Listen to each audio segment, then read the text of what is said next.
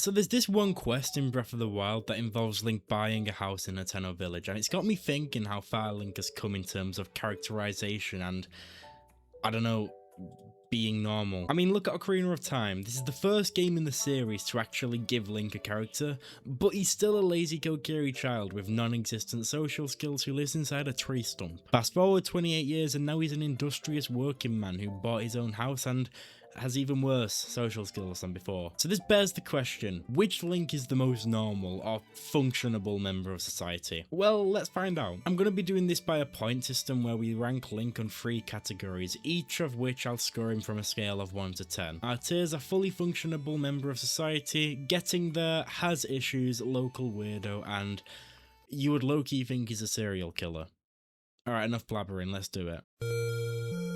As usual, I'm just going to use this first entry to lay down some ground rules. So here's my criteria. I'd say one of the most important factors we need to determine is, do they have any relationships, and if so, how meaningful are they? In the Hero of Hyrule's case, he kind of falls behind the other Links here. To be fair, I initially thought he'd be way more antisocial than he really is, considering that these games were made way before companions became a thing. His most fleshed out dynamic is probably his formal relationship with Impa, who gives him guidance and sends him on these quests in the first place. And while Impa is definitely a big part in Link's journeys, it isn't like the relationship between these two is very strong at all. There is also, of course, his moment with Zelda at the end of Zelda 2, which is probably the most intimate they ever get by definition. And as hilarious as I think it'd be to put him above every other version of Link just because of how overt this moment is in romanticizing Link and Zelda, I'm not gonna do that just because of how flat this moment is made out to be, considering this is literally the only scene these two share. And I couldn't find anything in the Historia or Encyclopedia that states they get married or even keep in touch after this moment, so unfortunately there just isn't really a lot to this relationship. The second key factor is going to be a lot more straightforward to find out. Do they have a house? This might spark some discussion for certain iterations of Link down the line, but for the Hero of Hyrule this is a plain and simple no. Another key factor I'm going to consider is how much they contribute to the community. This one probably sounds kind of weird because every single Link achieves something tremendous on the main quest that would almost definitely act as a massive contribution to the community. But I'm not talking about stuff like that. If possible, I'd like to separate Link's world saving and prophecy focused feats from the ranking, otherwise it just dominate the entire thing. And anyway, saving the world has nothing to do with being a functional member of society. I'm talking more about civic contribution. Things like whether they have any jobs or whether they make any worthwhile contributions to the world. And again, this is where this Link sort of falls behind. He obviously doesn't have a job, there's no side quests in these games, and the main quest never involves helping the NPCs with anything. The only things I can really praise him for is that it is stated he gave a helping hand in the reconstruction of Hyrule after Zelda 1, and he does also save Impa before Zelda 1. And these are both definitely good contributions to the community, it just doesn't really compare to what a lot of the future Links have done. The final thing I'll take into consideration for each Link sort of goes hand in hand with the previous point. How much have they harmed their respective communities? This is where we'll consider any antisocial or just downright criminal activity each Link can canonically perform. I'll be completely honest, this is only really a factor that will apply to like 5 Links at most. Considering the Hero of Hyrule hardly even interacts with his community, we can breeze right past this one for now. Unfortunately, this Link just suffers from being less of a character and more of a thing you control on screen. I'll score him a 2 in relationships, a 0 on house because he doesn't have one, and a 4 in contribution.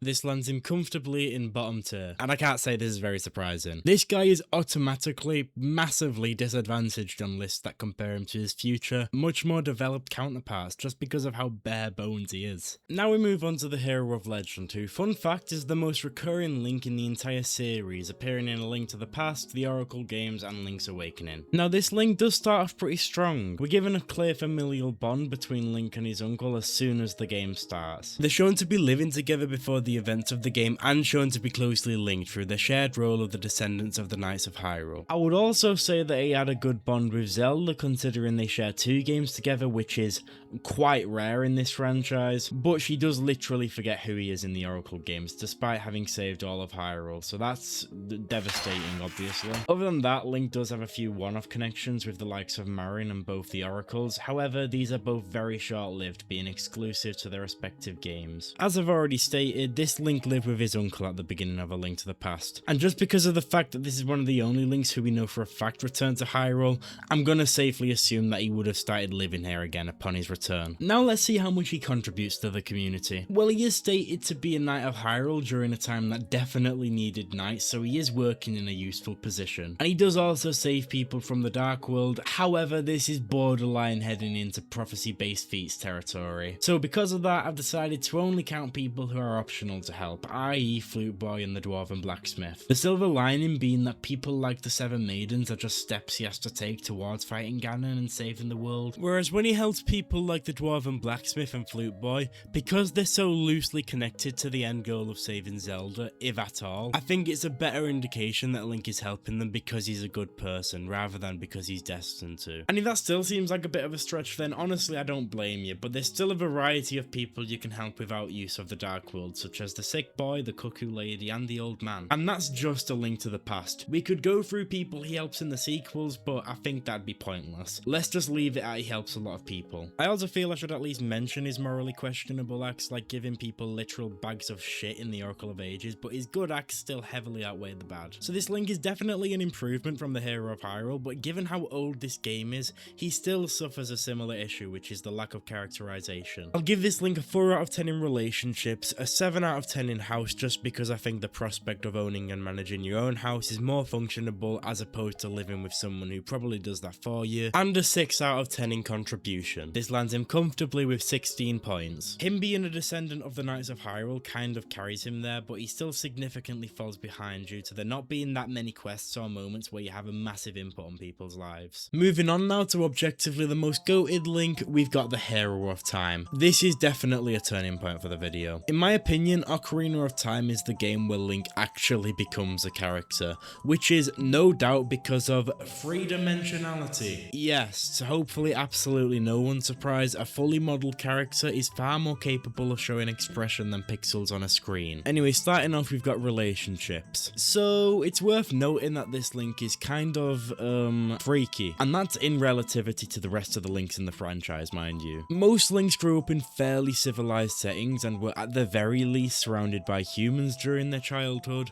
whereas the Hero of Time grew up in a forest and was raised by a tree. The nature of his upbringing in itself is already gonna knock him down a few tiers. I mean, this Link knew literally nothing about the world until he was 10, which is crazy. Now, that's not to say he doesn't manage to make meaningful relationships in his childhood, because he has people such as Tree Dad, Saria, and Navi. But yeah, so Deku Tree dies, Saria lives but becomes a sage who has to stay in the spirit realm forever, and people say Navi died, but I'm pretty sure she's just a bitch, so everyone who ever mattered to Link disappears while he's 10 years old. Now firstly, not a single one of these connections were by any means normal in the first place, but they all end in tragedy anyway, which he had to experience at 10 years old, mind you. Yeah, I'm sorry, but again, these relationships are only going against him here. Now let's talk about the tree stump. I know I gave it a bit of shit earlier in the video, but it's honestly fine. It's got a bed, it's got a sink, it has a table. It's definitely bare bones, but it's not offensively bad. The real issue to me was determining whether to even count it, and I decided not to, considering after he leaves Kokiri Forest, he never returns to his house, not once. However, I do have genuinely good reason to believe he did manage to find a house in his adult life, which is something I'm gonna bring up later on. As for his contribution to society, there are plenty of side quests across these two games, as well as ones that don't involve travelling back in time or transforming into mythical creatures. Actually, on that note, I want to talk about this real quick. A lot of the quests in these two games, as well as most future games, require you to make use of the gimmick of said game, which is most of the time something supernatural, such as the masks in Majora's Mask. Even though doing these things are impossible and may lean into prophecy-based feats in your eyes, considering he only has these abilities because he's the chosen hero, if side quests that involve using these are still good testaments to his willingness and desire to help people, then I will still count them. Cool. cool. Anyways, as I was saying, most of the people Link helps in these games come from Majora's Mask. In this game, he does good deeds like reuniting Kafei and Anju, helping Malon and Cremia, and of course, literally every time he uses the Song of Healing. All that being said, something I kind of forgot about these two games is that the Hero of Time is actually up there with some of the most harm-inducing versions of Link. He can completely fuck up the windmill for 7 years in Ocarina of Time, which makes Guru lose his shit. He can lie about having a reservation at the Stockpot Inn in Majora's Mask, which results in this Goron having to sleep outside, which actually upsets me to look at. And you can go grave digging in Ocarina of Time, which is required for a heart piece. I don't think the bad deeds he can commit is equal to the good deeds he can commit, but I'm still gonna use this to highlight that he might have a few loose screws in his head. He's also one of the only Links to canonically have kids, which is kind of a contribution to society, I guess. That sort of implies that he managed to settle down and raise a family. And that in itself is like so functionable. But then when he describes his life as the hero's shade, he uses words like regret and lonely. I was really tempted to put this Link low because of the tragedies he faced and how they affected his life. However, I decided that how well he's able to function doesn't solely hinge on the tragedies he faced, assuming he could function through them. So I'm going to give this Link a 7 out of 10 in relationships, because while he is one of the only Links who managed to make a family and had some meaningful connections, the fact that most of his early life connections die or disappear in some form definitely works against him here. As well, the fact that we never see his family on screen and only know about them through lore doesn't help that either. I'll also give him a 6 out of 10 in the house department. While his tree stump house is definitely worth a solid 3 or 4 out of 10, the fact that this is probably the Link who has the most evidence pointing towards the fact that he didn't remain a wandering traveller for the rest of his life definitely boosts him up here. And finally, an 8 out of 10 in contribution. The sheer amount of side quests and points in these games where you're able to help people is definitely worthy of at least a 9, but of course we have to dock him at least 1 point for the few instances where he can act as a public nuisance. All in all, that lands this Link with a comfortable 21 points. Holy shit, that took way too long. In fact, I'm pretty sure that's the longest entry I've ever had on this channel. I sure hope the next entry won't completely ruin the pacing of the video. God damn it. Well, I really hope you like awkward pacing, because this is probably the shortest entry we will have in this video, followed by the longest entry we have in this video. Do you want to know how irrelevant the Hero of the Four Sword is? No. Do you want to know how irrelevant the entire game is? It doesn't even have an entry in the Historia. Not a page. Okay, let's just breeze through all this real quick. Relationships. This Link actually does bring something revolutionary. He is the first and one of the only Links who has an established friendship with Princess Zelda before the game starts. Of course, this would mean a whole lot more if they had more than 2 scenes together, but alas, this relationship is a nothing burger. As for contribution to society, there are no side quests in this game. Hell, there's barely a main quest in this game. As well, this Link has absolutely no lore outside the game, so we have no clue whether he has a job or anything else that could help him here, really. Also, he's homeless, bottom tier. Moving on to my personal favourite Link, we have the Hero of Winds. Starting off with relationships, this Link is a social demon. He already starts off strong where we're introduced to his grandma and sister within the first 5 minutes of Wind Waker, as well as a full island of people who are familiarized with him. But unlike the Hero of Legend, who slows down after the intro of his game, this Link puts his foot on the gas when the plot starts rolling. On his journey, he befriends Tetra, King of Red Lions, Medley, the pirate crew, Linebeck, and Ciela. So yeah, he's not exactly short-handed on friends in these games. And it's not even like these are pushover relationships in the first place. Like, a lot of these are genuine, lifelong or life-impacting connections. His most important one is undoubtedly Tetra, whom he travels the ocean with and founds an entire kingdom with. And there's also the King of Red Lions, who might be a bit of a sleeper pick. On the surface, he does appear as just another ordinary travelling companion, but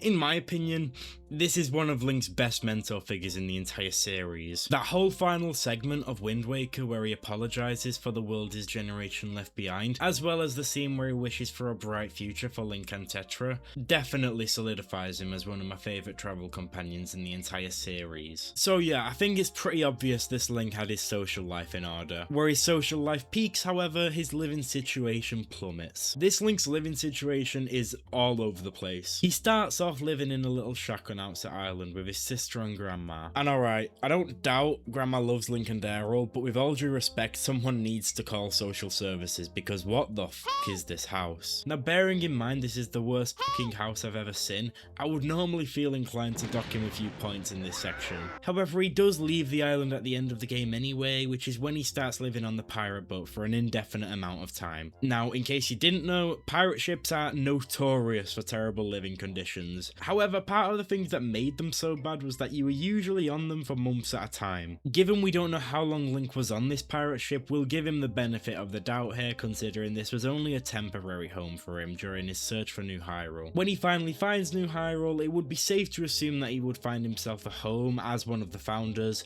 but this is only speculation considering we never get to see him and Tetra actually step foot in the kingdom. So I'm not going to say he was downright homeless because I think that's very unlikely, but given we never get to see this for certain, he will score lower in this section than Link's, who we know for a fact had houses. And his contribution to society is honestly very up and down. He starts off fucking horrifically in Wind Waker, where one of the first quests of the game involves breaking a prisoner out of jail. For any other Link, this would probably completely ruin their ranking because he allowed a prisoner who had goddamn human skulls in the back of his cell, mind you, back into society. But Wind Waker Link is probably one of the only Links who can just firm this. This Link has arguably some of the biggest non-prophecy focused contributions to society we've seen in the series. The first and most obvious one being the founding of New Hyrule. With the help of Tetra and the pirate crew, this Link founded and helped create an entire kingdom. There is also that part in Wind Waker where he saves all the girls from the Forsaken Fortress, which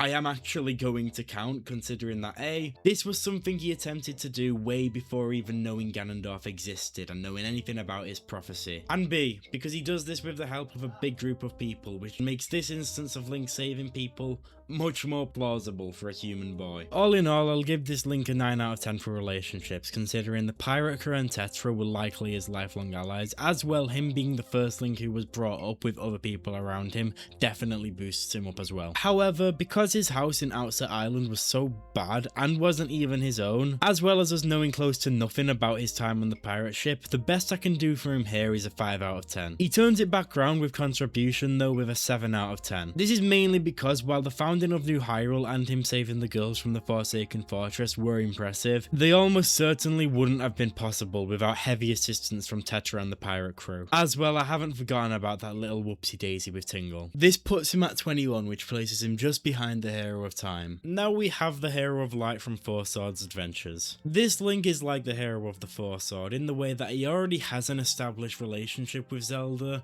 but doesn't actually get much screen time with her. It will still obviously count for something, but we have to bear in mind that we know close to nothing about how close they are, how long they've been friends, or pretty much anything about their relationship at all, so it will definitely count for less than the relationships that get a lot more screen time. Now, unlike the Hero of the Fourth Sword, this Link actually can make some pretty worthwhile contributions to society. I think for this section, this Link can very easily be compared to Link from A Link to the Past because most of their contributions come from saving people from the Dark World or World of Darkness respectively. And to be completely honest, I feel like putting this Link slightly above the Hero of Legend in this regard, given that the amount of people you can actually help in this game completely blows these 4 games out the water. And it isn't even just saving people, Link can basically become an errand boy in this game for not that much in return. However, he doesn't have a house. So all in all, while this Link is definitely up there with some of the biggest contributors to society, he severely lets himself down in pretty much every other category. We'll give him a 3 out of 10 in relationships, a 0 out of 10 in house, and a 7 out of 10 in contribution. Moving on to the most characterized 2D Link, we have the Hero of Minish. The first relationship we see in Minish Cap is Link's childhood best friend, Zelda, and this is definitely the best game so far that actually achieves the feeling of these two being lifelong friends. In both the Four Sword games, the intros usually go along the lines of kingdom-wide threat emerges, Zelda calls Link for help, Link comes, Zelda gets kidnapped, and then she remains absent until the end of the game. This structure obviously leaves no time to explore Link and Zelda's dynamic and makes what is supposed to be a childhood friendship feel like shoehorned in lore to help advance the plot. Whereas Minish Cap literally starts with Zelda nonchalantly entering Link's house and asking him out to the Bakuri Festival. I'm not going to act like this is even close to the most fleshed out relationship between Link and Zelda because she still does get kidnapped within the first 15 minutes of this game, but the screen time they do get together definitely makes a worthwhile impact. There's also his grandfather, Smith, which is another dynamic that despite the lack of screen time, we can assume is very important to Link. And finally, we have Eslo, who is honestly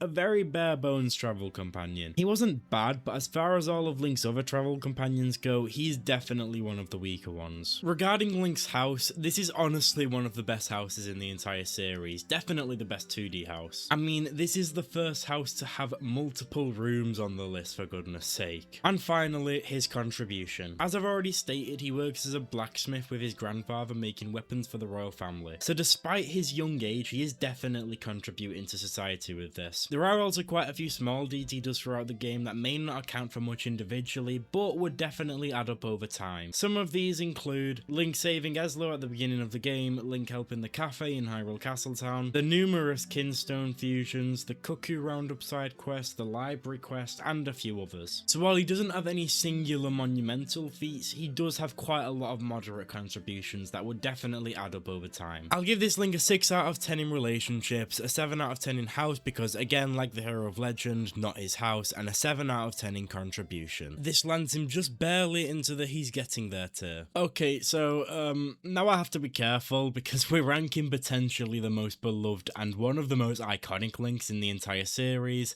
the Hero of Twilight. And let me tell you something, Twilight Princess fans, I don't think you'll be disappointed here. Now, it might just be the dark realist tone of Twilight Princess, but this Link has always felt like the most realistic and human version of him, which is just perfect for this video. Now, I'd honestly say this is one of the only Links who can stand shoulder to shoulder with the Hero of Winds in the relationship department. Now, we start off very strong in Twilight Princess, where in the very first scene we're shown Link sat by a river stream with a man named Russell. Link doesn't have any family in this game, but Russell is probably the closest thing Link has to a guardian figure in Twilight Princess, and the game highlights how close they are very well with this scene. Then we have Link's close friend and potential love interest, Ilya, who, to be honest, probably doesn't get as much screen time as she deserves given how close her and Link are at the beginning of the game. There's also Colin, as well as this entire group of kids who look up to Link, but I'm mainly going to focus on Colin. This kid looks up to Link massively and ends up going to great measures to try and be like him, and Link similarly goes to great measures to save his life later in the game. To me, this has always felt like a pretty underrated dynamic, but that's probably just because characters who look up to Link are very uncommon in this series. And don't worry, for this section I've been saving the best till last. How could I talk about Link's best dynamics in this game without talking about Midna? Midna is the best travel companion in the series, and I'm not even going to act like that isn't the dominant opinion by a landslide. Outside of how much of a good and layered character she is on her own, I think most people at least partially love Midna so much because of her dynamic with Link. I mean, there is actual goddamn character development between these two. Now, of course, we all know that this relationship ends with them being eternally separated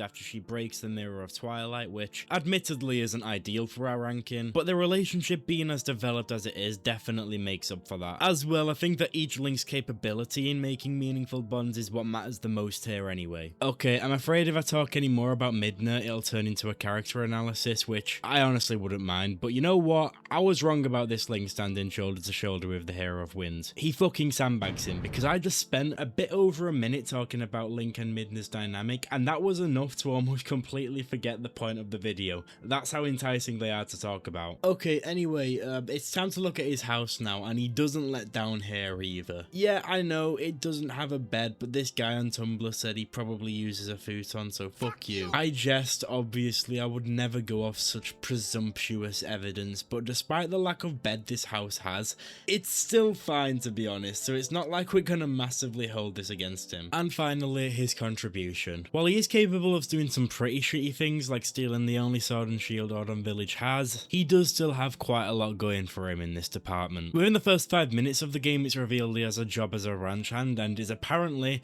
very good at it. He also saves Colin from the band of Bubblins when they invade Kakariko Village, helps escort the Zora Prince in that one annoying as fuck escort mission, saves Talo when he's locked in a cage towards the beginning of the game, and helps fix the water supply in Zora's domain. And we can also fit in saving Giovanni by getting all the pose in the game. So in other words, this Link is a monster. He has potentially the most stacked list of friends in the entire series, one of the best houses, and a good arrangement of contributions.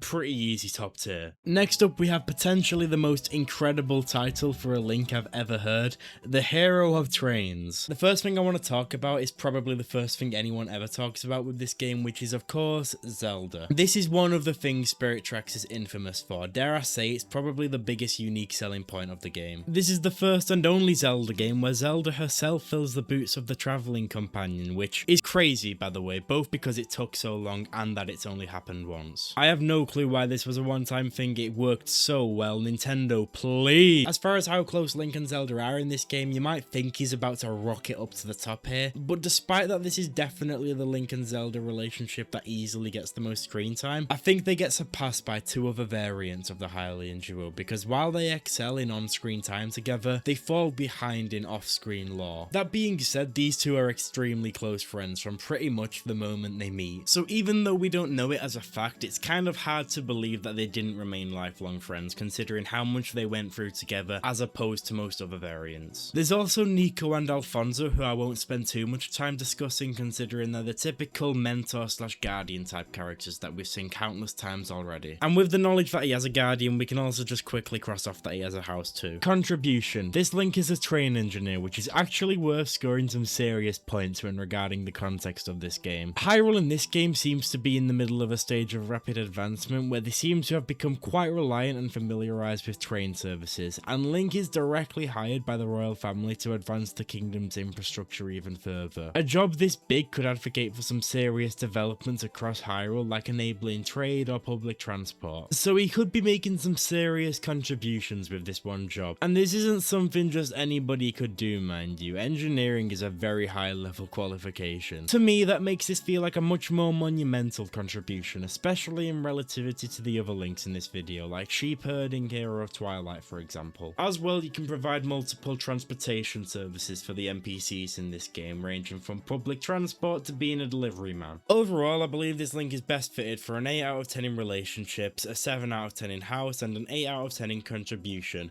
probably being more boosted by his job than other Links would be. This fits him comfortably in, he's getting there. The Hero of the Sky. Skyward Sword is definitely one of the more ambivalent games on this list. On one hand, it has some of the biggest criticisms and quote-unquote problems in the Zelda franchise, but on the other end of this spectrum, the things it does good, it does really good, which makes it stand out among all the games for all the best reasons. One of these things being it probably has the best depiction of Link and Zelda in the series overall. Link in this game is often cited as one of the most expressive variants of the Hylian hero, and if you ask me, this Link is what happens when you combine all the best features of Wind Waker and Twilight Princess Link. And of course, there's also Zelda. This is probably the version of both Link and Zelda that are the closest. They don't at all feel like they're bound solely through prophecy because they were friends long before they even knew anything about their greatest significance, which really sets them apart. It also makes every time they do help or save each other really feel like they're doing it solely out of care for one another. Out of every single one of Link's relationships, this is definitely the one I feel most confident saying was a lifelong one. And I don't really need to, but I also just want to talk about Groose. He won't have that big of an impact on Link's ranking just because Zelda does so much heavy lifting, but it would be a crime to talk about characters in this game without even mentioning Groose. And yeah, he's another character who I like to imagine was Link's lifelong friend, although I'm less 100% certain about that than I am with Zelda. Still, Groose was definitely a big figure in Link's life and 100% at least deserves some talking about for that sole reason. Alright, I really want to get onto this Link's contribution because that's where the real meat and bone of this entry is, so just breezing right past the house section here,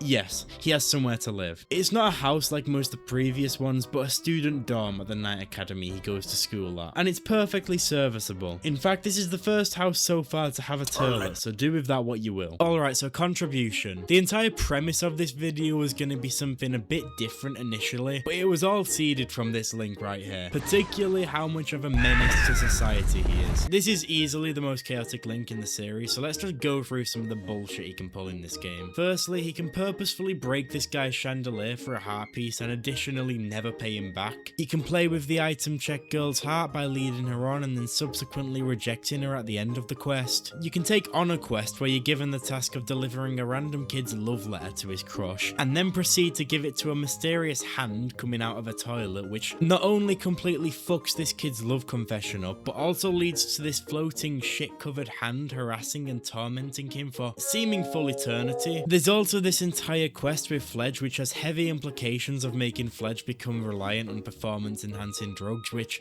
by the way, increases his push-up rep count from less than 10 to 4,000 in one day. He can also just very clearly be a dick to random NPCs in Skyloft, either through dialogue choices or just being disruptive in general. Don't get me wrong, this Link is capable of doing good things in a lot of quests, like finding this lost girl and bringing her home, helping Batro return to human, and a variety of fetch quests like the Fun Wheel for Funland or the Baby Rattle for Bertie. But this Link has a considerable number of opportunities to just be an arsehole in this game, and his good deeds don't entirely overshadow that. Overall, we can score him a 9 out of 10 in relationships. Even outside of his relationship with Zelda, he's one of the few Links who's also well accustomed to the NPCs in this game, so he definitely deserves this 9 out of 10. For his house, I'm going to give him an 8 out of 10, which might surprise some of you because it's not a house like the one in Spirit Tracks, Minish Cap, or A Link to the Past, and yet I'm scoring it higher. And the main reason is pretty much his student dorm is tied to his occupation, and I'd argue a student on a career path is more functionable than a, for the most part, unoccupied kid living with his uncle. And finally, contribution. I'm gonna give him a 5 out of 10, and if it wasn't for the fact that he's training to be a knight, then he'd be down in 3 out of 10 territory. There's not that many side quests / events in this game to begin with, so the fact that so many of them involve being a nuisance really does make that much of a difference. That means overall the Hero of the Skies ends up in the he's getting there tier. The new Hero of Hyrule. Starting with relationships, this Link has an exceptionally mid lineup of friends. The childhood best friend archetype in this game is filled by the character of Gully. This is the most basic childhood friend type character we've probably ever had in Zelda, to be honest. I guess while we're at it, we can also talk about Ravio. He's there. Don't mix my indifference up with me thinking he's a bad character, because that's not it at all. More that he just doesn't really do a whole lot for this ranking in particular. I mean, his entire progression is that he saves Link at the very start, bums off in his house for the entire game, occasionally sells you items required for plot progression, and then lore dumps the entire meaning of his character in the final confrontation, and ultimately ends up separated from Link at the end of the game anyway. Although something that I find very interesting about these two is that it's very obvious Link has a bigger effect on Ravio than Ravio does on Link, and it inspires him to become less of a coward. So maybe that could count for something, despite the dynamic overall being a bit more one-sided than what we're usually used to. Anyway, Link's house. It is a decent house, albeit only visible in its true glory for the first 5 minutes of the game before Ravio decides it's his domain to dump all his shit in. But looking at it in its normal form, it's a fine house. And finally, contribution. The most obvious one is that he's an apprentice blacksmith making weapons for the Royal Guards. I don't think the significance of this job needs to be highlighted to you. Unfortunately though, that's just about it for this Link. As far as direct civilian contributions go, he heavily falls behind here. There is the Miami collection quest, which involves finding 100 of these shell creatures for Mother of the Year over here who lost them all. But apart from that, there isn't really much here that this Link can contribute. Overall, I'll give him a 4 out of 10 in relationships, a 10 out of 10 in house considering he actually owns his own, and a 5 out of 10 in contribution, which puts him right next to his counterpart in the has issues tier. The Hero of the Wild. Some people die on the hill that this is the worst version of 3D Link, and honestly, I can't disagree. Nintendo, I'm begging you, just please send us back to a time when Link was able to show emotion outside of being violated. Despite that though, I think there is no arguing that this Link is the closest we've ever had to an everyday man, just because of the diversity of both these games' side quests. That's a subject we'll tackle later on though. In terms of relationships, he's shown to be very close with Zelda before the Calamity, and it's also heavily implied they were living together in Hateno Village during the 6-year time skip. But if you want to churn out some bullshit logic as to why they probably weren't living together, because yes, it's never directly stated, then fine. But they were close friends for 6 years, and the way Zelda talks about him in Age of Imprisonment insinuates that they were probably more than just that. There's also the champions who deserve a lot of credit here as well, specifically Mipha and Daruk. We know from Age of Calamity that Daruk is the closest thing Link has ever been to having a bro character, and while I know Age of Calamity isn't canon, it's still an accurate testament to the types of relationships these characters had. There's also Mipha, who we know from a diary has known Link ever since he was a young child, and by this point I'm sure we all know how close they were in the memories anyway. I won't lie though, that is the bulk of this section. There are characters like Pura, Impa, and the Descendants who we can assume Link probably remained pretty close with during the 6-year time skip, particularly Pura, who is much less uptight with Link than the likes of Impa, and more interconnected with Link and Zelda's life through their jobs. But it's still kind of hard to imagine these characters having a not work related relationships, because we never see what that would be like, which naturally basically means that it's hard to imagine these characters staying close when shit stops hitting the fan. This isn't helped by the fact that most of these characters act like they haven't seen you in years when you first interact with them in Tears of the Kingdom, which obviously insinuates that Link hasn't kept in touch. This is honestly a massive weakness to the characters in both these games, because it means that they never get time to breathe, which is probably a result of both these games being structured in a way where you already know the final goal within the first hour, which when you think about it, delegates these characters to serve as nothing more than either quest givers or temporary travel companions. I'll give the benefit of the doubt to Pura though, because she does speak to Link like they're close friends, and their work probably intertwines a lot when it comes to managing the kingdom, but the rest of these characters unfortunately don't meet this criteria all that well. For the house department, however, this Link does very well. He has one very substantial house that we physically see him work for and buy in Breath of the Wild, but as we know, Zelda does end up stealing this house at some point before Tears of the Kingdom. So if that is somehow a deal breaker for you, even though this would still definitely be considered his house, then it's also shown that he's able to build his own right next to Tarrey Town in Tears of the Kingdom. And for the final time now, we have contribution, which should not even be a discussion for this Link, to be honest. Now I was considering whether I should count the Divine Beast, but after thinking about it for more than 10 seconds, I really don't think I should. To enter them in the first place, you need either bullet time, a Sheikah Slate, incredible skill, or all three. And even if you can bypass all of that, you 100% need the Sheikah Slate to progress once you're inside. Despite that, however, this Link absolutely dominates this category. Firstly and most obviously, he's Zelda's appointed knight, both before and after the Calamity. This is 100% a massive contribution, especially in a kingdom as empirical as Hyrule, which values its royal family to such a high standard. And by the way, in case you were skeptical, this has nothing to do with prophecy. Link became Zelda's appointed knight because of when he deflected the Guardian laser with the pot lid, saving her life. And this happened way before he even got the Master Sword. But even outside of that, the side quests across these two games alone are easily enough to push him up to the top. Absolutely